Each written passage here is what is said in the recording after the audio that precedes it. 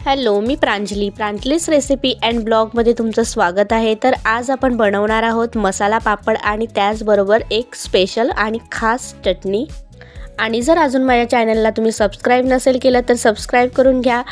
त्याचबरोबर तुम्हाला माझ्या रेसिपीच्या नवनवीन व्हिडिओ तुम्हाला बघायला भेटतील।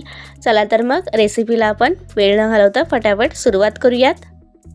मी ते मिक्सरचं एक भांडं घेतलेलं आहे, त्याच्यामध्ये हिरव्या 3 मिरच्या घातलेल्या आहेत, त्यानंतर पुदिन्याची काही पानं घातलेली आहेत, 7 ते 8 कोथिंबीर घेतलेली आहे, त्यानंतर 4 लसूण घेतलेले आहेत, त्यानंतर भाजलेली चणा डाळ घेतलेली आहे। चणा डाळ इथे मी 3 चम्मच घेतलेली आहे।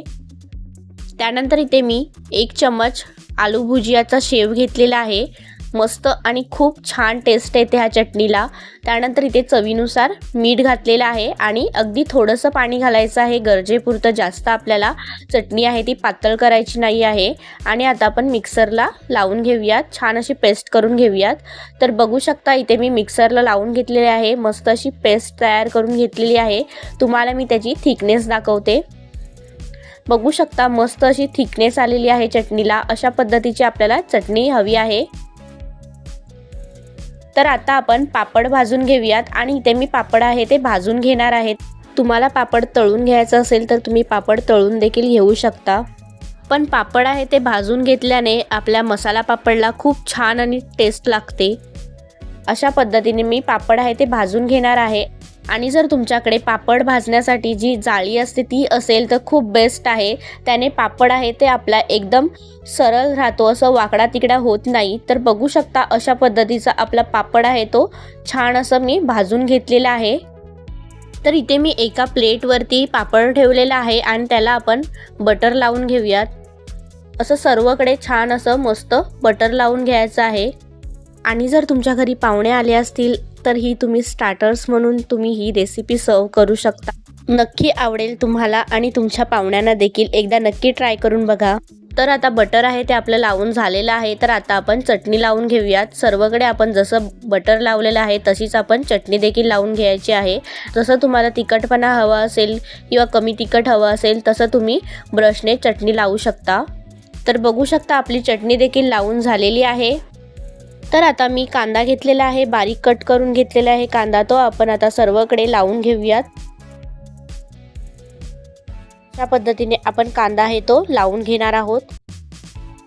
तर कांदा आहे तो आता आपला लावून झालेला आहे। त्यानंतर आता आपण टमाटर आहे ते लावून घेऊयात। टमाटर देखील आपण बारीक कापून घेतलेला आहे।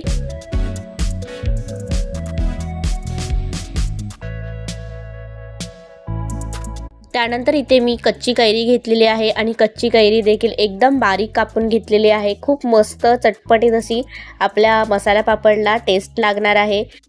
तर तुम्हाला काकडी देखील हवी असेल तर तुम्ही काकडी देखील ह्याच्यावरती ॲड करू शकता। त्यानंतर इथे मी स्प्रिंकल करून मसाला घेतलेला आहे। त्यानंतर इथे मी आलू भुजियाचा शेव घेतलेला आहे। जर तुमच्याकडे आलू भुजियाचा शेव नसेल तर तुम्ही साधा देखील शेव घेऊ शकता किंवा स्किप देखील करू शकता। त्यानंतर इथे मी तिखट आहे चणा डाळ घेतलेली आहे। त्यानंतर अगदी थोडंसं चिमूटभर आपण स्प्रिंकल करून चाट मसाला वरून घातलेला आहे। तर त्यानंतर आता अगदी थोडंसं चवीनुसार मीठ घालून घ्यायचं आहे आणि वरून चटणी घालून घ्यायची आहे। जर तुम्हाला वरून चटणी नसेल घालायची तर तुम्ही स्किप देखील करू शकता। आणि आता आपण वरून थोडीशी अगदी कोथिंबीर घालून घेऊयात। तर बघू शकता इथे आपला मसाला पापड आहे तो तयार झालेला आहे खाण्यासाठी। जर तुम्हाला माझी आजची ही रेसिपी आवडली असेल तर प्लीज चॅनलला लाईक करा, शेअर करा आणि सबस्क्राईब करा। चला तर मग भेटूया अशाच नवनवीन व्हिडिओ सोबत। तोपर्यंत bye bye. Thank you for watching.